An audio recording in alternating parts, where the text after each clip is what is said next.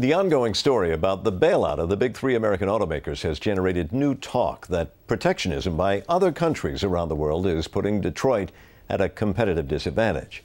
Is that so? Well, for more about that, we are joined by Bruce Kogut. He is a professor at Columbia University's Graduate School of Business. Professor Kogut, thanks for being with us. Thank you. So what about this argument, particularly in Asia, we're saying that perhaps protectionism has hurt American car makers. Is it true? Well, by and large, this is not true. Because if you look at the Asian production itself, you'll find out that American manufacturers are already placed there. Look at China, it's a very quickly growing market. GM is making a lot of money there. GM is also located inside of Korea. So we have American investments, American plants which are operating. The case is more on the U.S. export side. And there has been, of course, some constraints to export to these markets.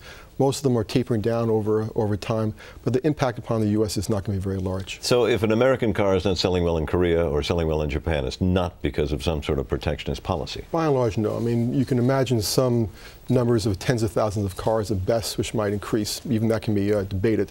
This is really minor in the context of this very large industry.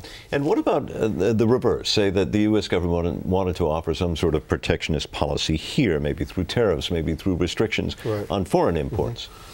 Well, tariffs always comes up as an issue during times of crisis. It came up in the 30s. We know the consequences of that.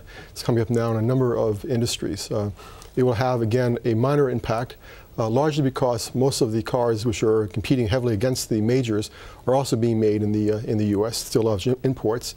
Many of the imports coming to the U.S. are the very top level. These are the very high quality cars.